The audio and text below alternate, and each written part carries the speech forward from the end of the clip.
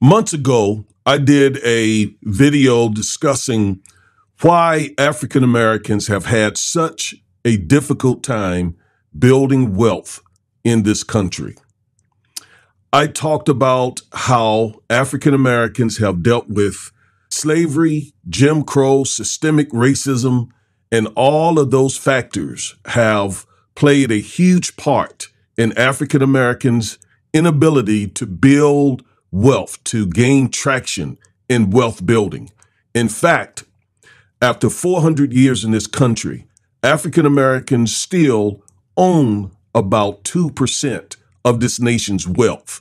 Well, today, I'm going to share with you what may be the second greatest reason why African Americans have not built more wealth after being in this country 400 years. Stay tuned.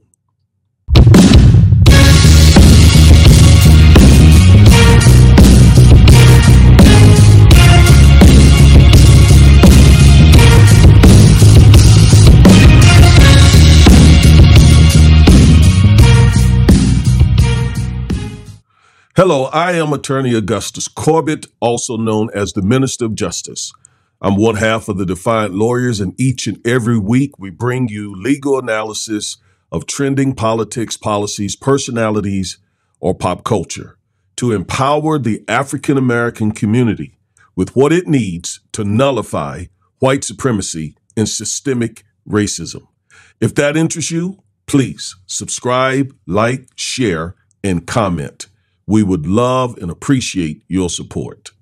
So, again, I want to talk about what may be the second greatest reason why African Americans have not been able to build more than about 2% of this nation's wealth.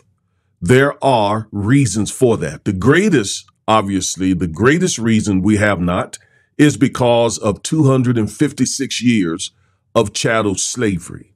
Now, if you listen to conservatives, both black and white, they will tell you that it's all about black culture.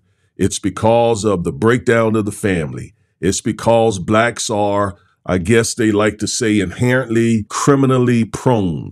It's because of other reasons endemic in the African American community. Never do conservatives say that systemic racism, slavery, Jim Crow, or anything like that has anything to do with Black Americans' inability to build substantial wealth in this country.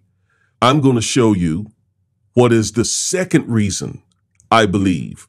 The first, as I already said, slavery, Jim Crow, etc. The second is the black land grab that white Americans have been doing against African American people since the founding of this country. And today we're going to talk about 93-year-old Josephine Wright of Hilton Head, South Carolina.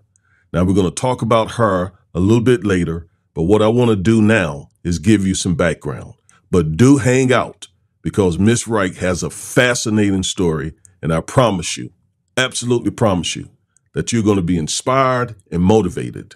And I'm going to show how you can help Miss Wright in her fight to retain land that's been in her family since the Civil War. So hang out with me. But again, let's look at some background with this issue. So you see here, 1920, there were 950,000 black farmers. But by 2017, there were only 35,000 black farmers.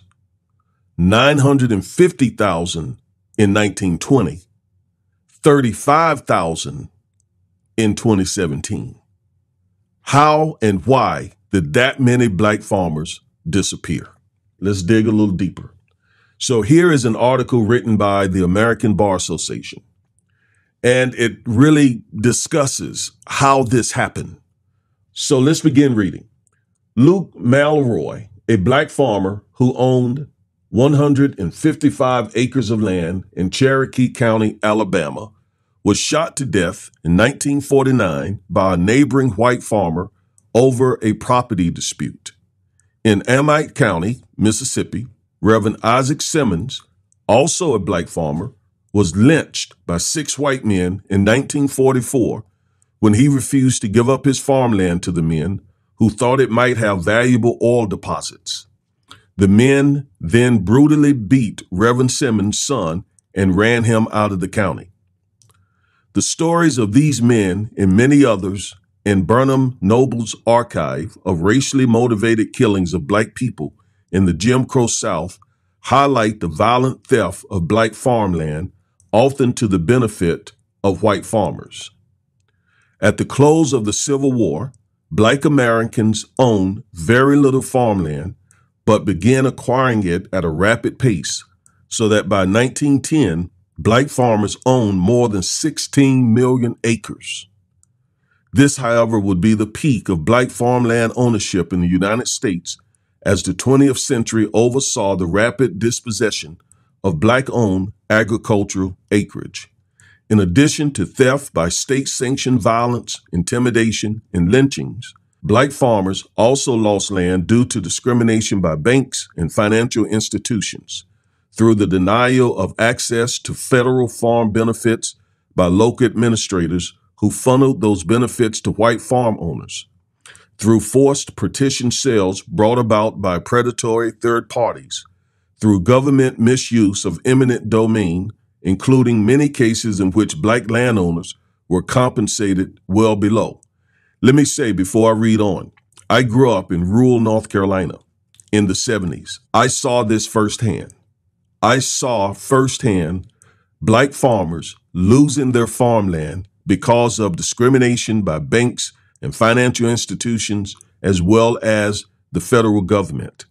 I witnessed a conversation by a Black farmer in my community with one of those government officials, and that conversation got very, very heated. And I knew that's what they were talking about because this Black farmer told me, I was just a teenager, but I remember it very well. I was there visiting his sons who were not home at the time. And this white guy rode up and came onto his property, and they were a few feet away. I couldn't hear what they were saying, but he told me before he started speaking with this man, he said, "You see this man here?" I said, "Yes, sir." He said, "He's trying to take my land, but he'll have to get it out of my dead cold hands." I'll never forget that. So I saw this firsthand. I grew up in rural North Carolina around Black farmers, and a lot of them lost their farms and their land right around this time. Now let's go back to this article. Were compensated well below market value through discriminatory tax assessments and non-competitive tax sales, and through long-standing coordinated discrimination by U.S. Department of Agriculture agents who wield power and control over access to credit and essential resources. Well, basically, farmers depend on credit. They need credit, they need capital, they need money to start the farming season. And then at the end of the farming season, if they've had a good crop, they're able to repay those loans and make some profit, hopefully. But if they can't get their hands on the capital, then they can't even get their farm seasoning going. And as a result of that, they end up losing property, they end up losing tractors and the things that are needed to farm. I literally witnessed this happen. So because of all these discriminatory and violent and intimidation measures used by whites against Black farmers, by 1997, Black farmers lost more than 90% of the 16 million acres they owned in 1910. Let's read it again. By 1997, Black farmers lost more than 90% of the 16 million acres they owned in 1910. You see, Black conservatives, white conservatives, they don't want to talk about this. They overlook this like this did not happen. This happened. This literally happened. And it is a big reason why African Americans have not been able to create wealth to the degree that we could and should by now. Now, the article goes on to say, in a recent study, we used county-level Census of Agriculture data to estimate the value of the lost Black agricultural land from 1920 to 1997. For all counties in each of the 17 mostly southern states that comprised over 90% of all Black-owned farmland, we calculated the yearly average loss multiplied by the county level estimate of per acre land values. We then compounded those land loss values forwarded to the year 2020 at a rate of return of 6% per year for the appreciation of the land and a rate return of 5% per year for the income of land could provide. Our result yield a cumulative value of Black land loss of about $326 billion. $326 billion in land were stolen by white Americans from Black Americans from 1920 to 2010. This article goes on to say, and this is the American Bar Association. This is not the NAACP. This is not the Urban League. This is not Black Lives Matter. This is the American Bar Association, which is ran by whites, white lawyers specifically. To put this figure in perspective, if this represented the gross domestic product of a country, that country would rank 41st out of 213 countries in the world ranking of GDP in 2020. This would be in the top 20% of countries, ahead of South Africa, Finland, and New Zealand. Had this land not been stolen from Black Americans, the African American community would be ranked 41st out of 213 countries in terms of wealth. This is an atrocity. This followed slavery. We lost, obviously, trillions of dollars during slavery in wealth. And then following slavery, we lost billions more because of theft and discrimination. And someone has the nerve to say that Black folks should not play the victim card? We have been victims. We have been victimized by white supremacy. And then for them to say, if you say anything about it, or if you protest it, or if you try to do something against it, you're playing the victim's card. That's just gaslighting, or what somebody called race lighting. Let's keep reading. We view the $326 billion to be a conservative estimate of the value of Black land loss for multiple reasons. First, we use conservative rates of return on agricultural land in our calculations. Second, due to data limitations, we began estimating acreage loss in 1920, a full decade after the peak of acreage ownership in 1910. Thus, our estimates does not account for the lost acreage in the first 10 years. Finally, we don't include other potential benefits to land ownership in our estimate, such as the ability of landowners to have more control over their labor and free time. The intergenerational aspect of land wealth is precisely what makes the estimation of historic Black land loss so relevant to discussions of racial wealth gaps today. As a result of having their land stolen from them, many Black landowners lost a valuable tool for wealth creation. Accordingly, while the children and grandchildren of white landowners reap the benefits of ready access to capital, education, home ownership, entrepreneurial safety nets, the children and grandchildren of dispossessed Black landowners face the perils of migrating to inner city ghettos, crime, poverty, instability. So no wonder we have not been able to create the type of wealth that we could have and should have. Again, for the first 256 years of living in this country, we had to contend with slavery. And then for the next 100 years, we had to contend with Jim Crow. And for the last 60 years, we've had to contend with systemic racism. And again, when you look at the land loss, a conservative estimate of $326 billion that could have been passed down intergenerationally, it's readily apparent why African Americans to this day own 2% of this nation's wealth. And don't do this either. Don't compare the plight of the African American person to immigrants who come here, such as Asians, who have not dealt with this type of discrimination. They come here, take advantage of all the civil rights gains that African Americans have won. They take advantage of all that and build wealth in a generation. And then folks question or compare us to the Asian community.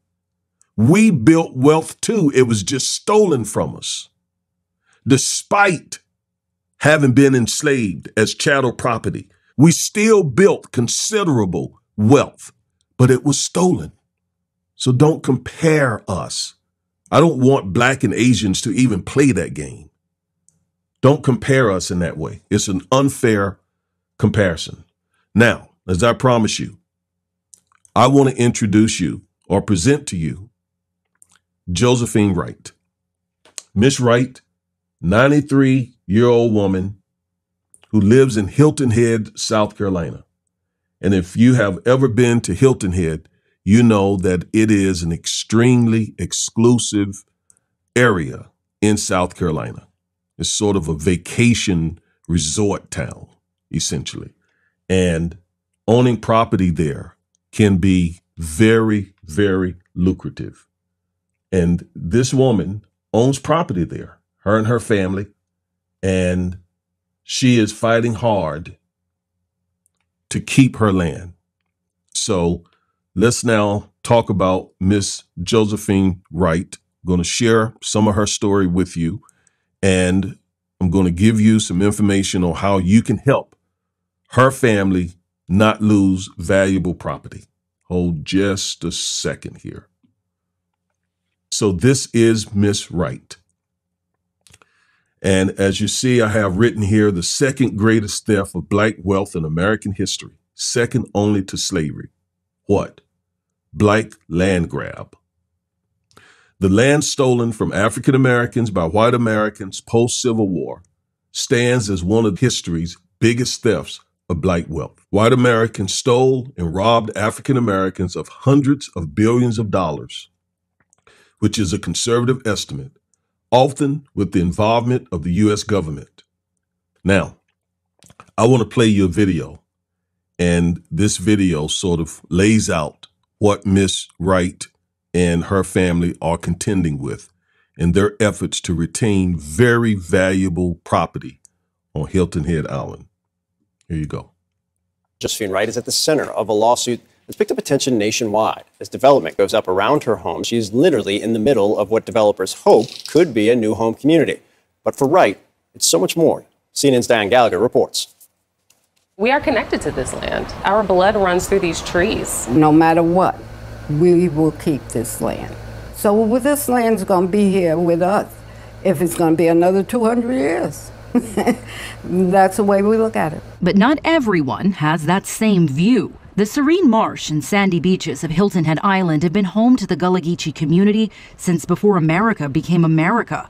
But today, community members say development threatens those families who still call it home. Why should we give up such a precious gift that God has given us? Josephine Wright has lived in this house on Hilton Head Island for 30 years, but she says her family's home has been on this land since the Civil War, purchased by freedmen and passed down for generations. Her husband, a Gullah descendant, wanted to be sure to keep the land in the family after his passing. I feel so much pride and comfort in knowing that this is where I will be for the rest of my life. But the 93-year-old great-great-grandmother has felt little comfort here over the past few months. This is when we start hearing the trees say boom, boom. Wright is being sued by a company with plans to build 147 three-story townhomes along this Jonesville Road community, a historic Gullah Geechee neighborhood. Our blood, sweat, and tears are in this land. My ancestors are buried here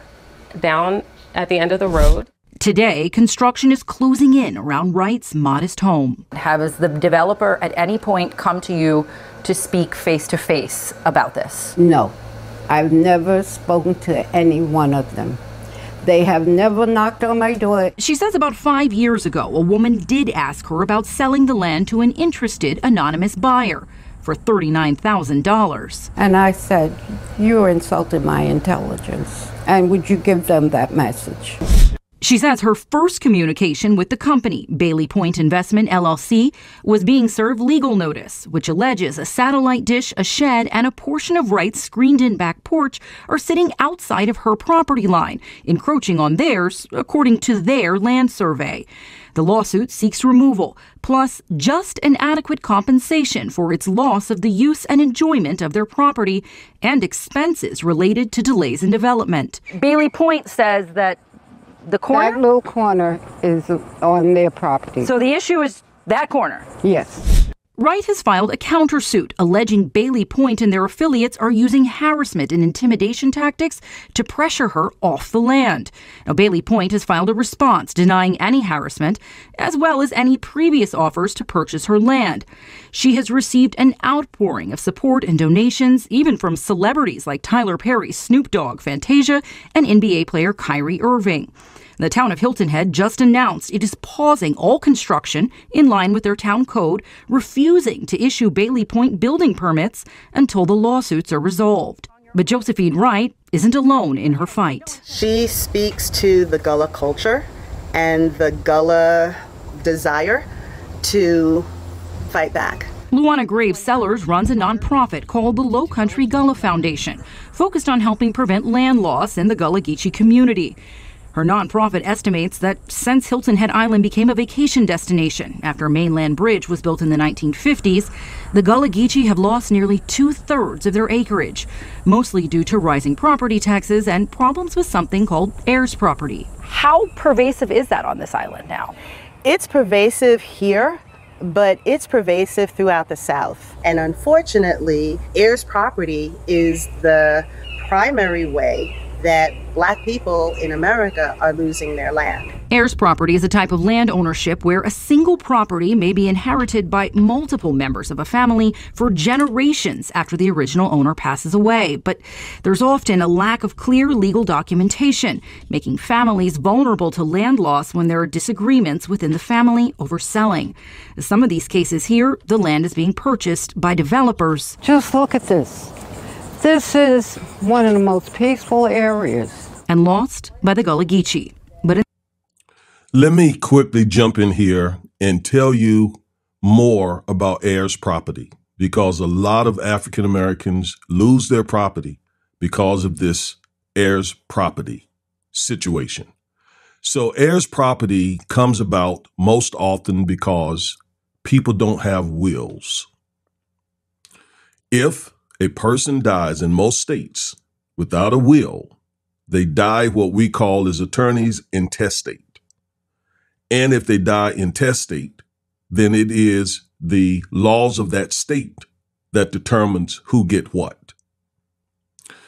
If a will is in place, however, the person who executed the will can determine who gets property, who gets his or her property, and what should be done with that property.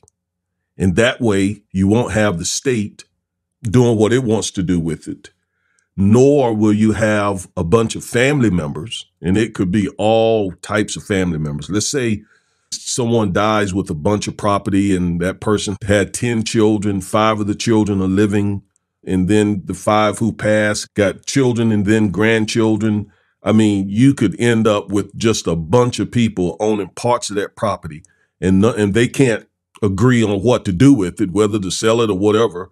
And so you got a developer who comes in a situation like that, and is oftentimes able to get that land. So one of the ways to deal with heirs property is have a will. Have a will. All right. I wanted to throw that in. Let's go back and finish this story up. In the case of Josephine Wright, she's standing firm on her ground. Well, let me put it to you this way. I've never backed down on anything that was right. So, as you saw there in that story, very, very good story, several things I want to highlight. Miss Wright her family had this property since the Civil War. Right after the Civil War, the country created what's called or what's known as the Freemans Bureau. And freedmen purchased this land. Freedmen in Miss Wright's family, in her husband's family specifically.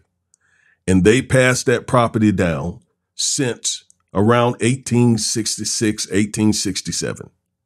That's been almost 160 years or so. I don't have the math in my head, but they've owned that property. And the problem is, back then, the property was not worth anything.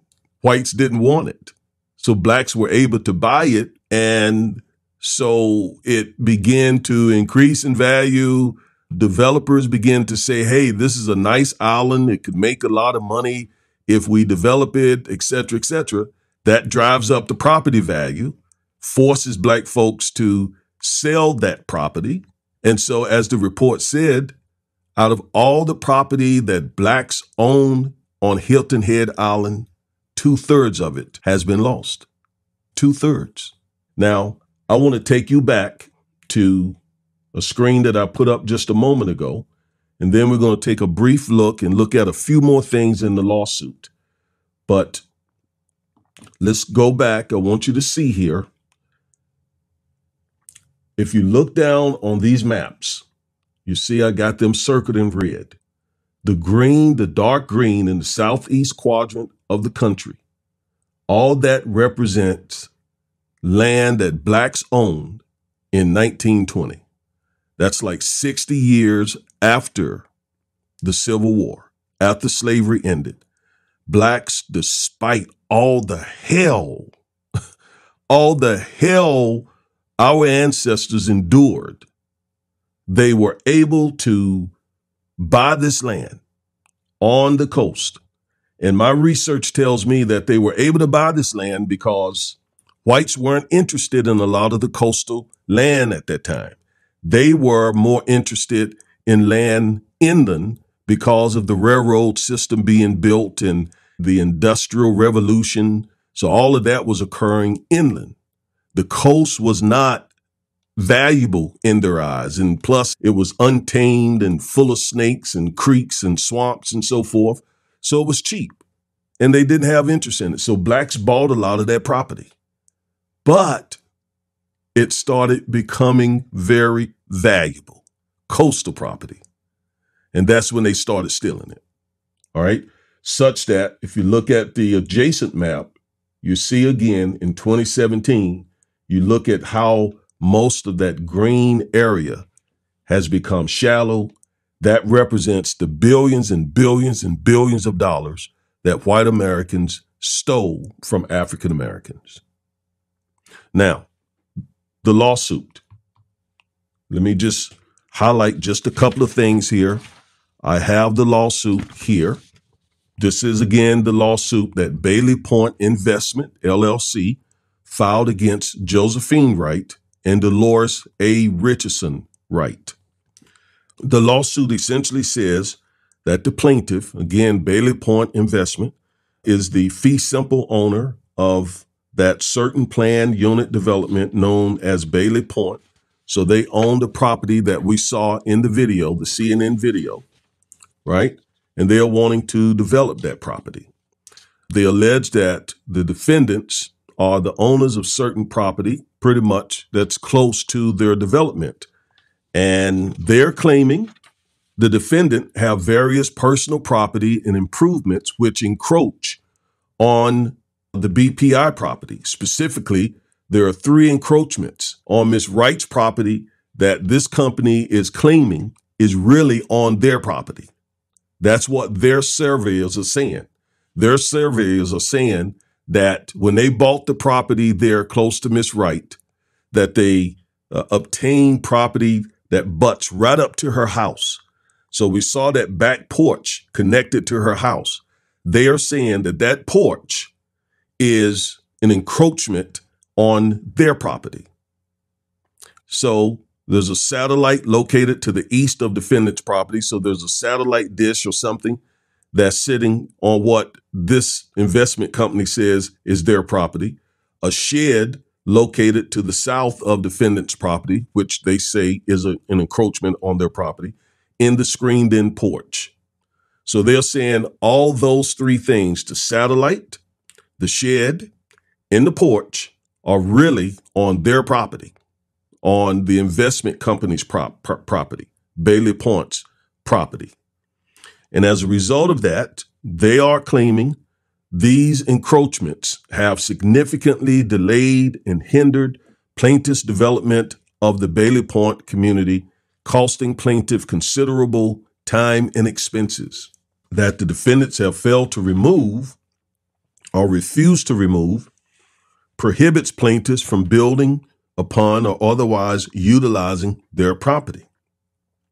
So they go on to say they sent a demand letter notifying Ms. Wright of the encroachments and demanding that they remove them.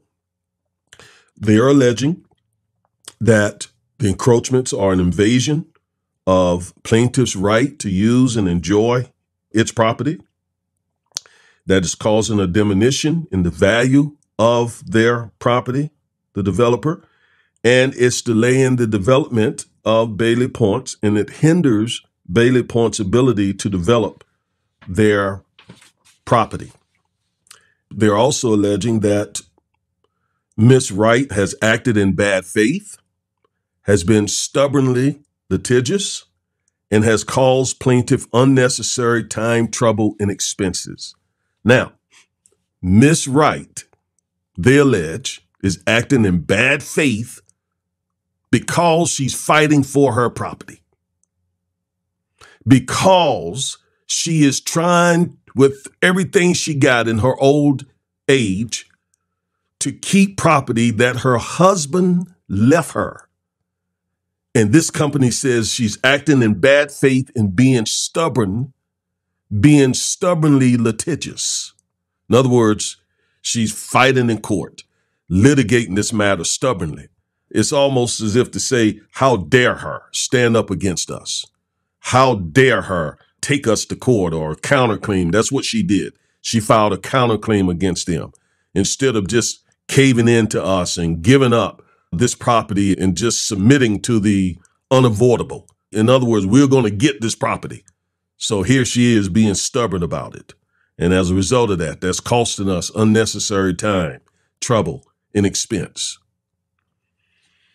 Wow. Wow, wow, wow, wow. So they're asking for attorney's fees, expenses of litigation. That is the type of stuff that we have dealt with in this country. And it's part of the reason why we have not been able to create wealth. Now, Ms. Wright filed an answer. I'm reading the amended answer. She filed the original answer, and then she amended that answer. And in her answer, she denies each and every allegation contained in the complaint that we just read. So she's saying, I do not have any encroachments on their property. I'm going to believe Ms. Wright.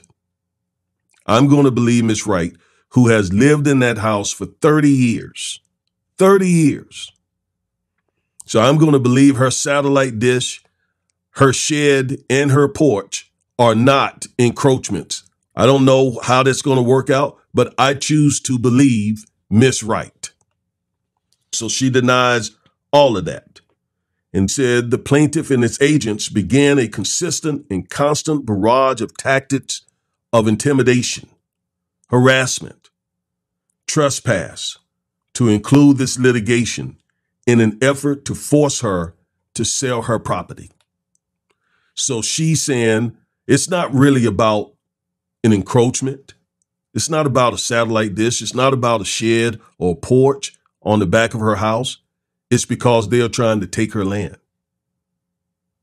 And why wouldn't we believe that when folks have taken so much property that Black Americans have owned, which represents billions and billions and billions of dollars of wealth that was lost, that could have been passed down intergenerationally? We could have had, in other words, the African American community could have had many, many, many, many, many more billionaires, but for the thievery of many whites against Black Americans. So she says here, the tactics that this investment company used against her are trashing her property, going onto her property, cutting bush and shrubs, littering, causing dirt and debris to cover her automobile, house, and contents. She says she has been deprived of the peaceful enjoyment of her property. Her property has been damaged and she has been threatened. So that's her response to Bailey Point's lawsuit. That's her response. And then, of course, Bailey Point filed an answer to her counterclaim, her amended counterclaim, where they denied everything she said. So this is going to be dealt with in court or mediation, trial, or what have you. But given the legacy, given the history, the context of whites stealing, robbing, deceiving Blacks out of very valuable property in this country, I'm standing with Miss Wright. I'm encouraging you to stand with Miss Wright. Please stand with Miss Wright. There is a GoFundMe page that we saw in the report, and I want to bring that up because I want us all to go and show her our support. Okay? Right here. I think you can find this by just Googling GoFundMe Josephine Wright. I did that and this came up. And as of right now, she has $330,603 to help her with her litigation expenses, because it's going to be expensive fighting this multi-million-dollar corporation. So go support your $25, your $30, your $50, your $100, your $500, your $5,000 would be a big help to this 93-year-old great-great-grandmother who is doing everything she can to fight the loss of very valuable property that's been in her family for over 100 years. And we just applaud Miss Wright. We applaud her and her family in their fight. She deserves our respect and our support. Now, this GoFundMe page, I found this again by Googling. I saw that CNN had it in its report as well, so I assume that it is a legitimate GoFundMe page. Do your research. Make sure that it is legitimate. There are all types of scams out there. I don't know that this is. I don't believe it is, but again, do your own research. We're not guaranteeing the legitimacy of this GoFundMe page. But anyway, that is what I wanted to share with you all today. It's just mind-boggling and deeply, deeply unsettling that we've had to deal with all this stuff for all these years. 400 years we've been fighting. We've been fighting for full equality. We spent the first 256 years as chattel property, literally as property under the law. And then we were able to help abolish slavery, and then we scraped and struggled to build schools, to buy land, to build homes, educate our children, and they still continued to undermine us, to murder, to kill, to steal, to destroy whatever we built. This is just the tip of the iceberg, Miss Wright's story. It's just the tip of the iceberg. And then they try to shame us by saying we're playing the victim card when clearly we have been victimized.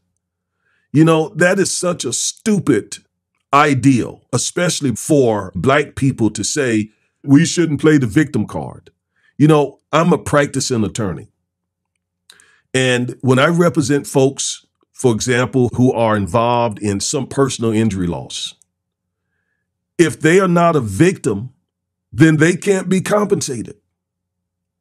When we represent folks in other types of cases, there must be a victim in order for there to be a controversy or a case. Somebody is a victim, and that person is not shamed for being a victim. If someone is the victim of robbery, we don't try to shame the robbery victim by saying, how dare you say that you were robbed? You're just playing the victim's card. We don't say that. We don't say to the Jewish Holocaust survivors that you're just playing the victim card when they constantly remind us of the Holocaust. Or we don't say to the natives that you're playing the victim card when they remind us that they were the victims of genocide in the loss of this land. They don't say that to the natives. They don't say that to the Jewish people. They only say that to African Americans who were chattel property in this country for 256 years, who suffered Jim Crow, who suffered this precious loss of land, who suffered all types of unspeakable oppression.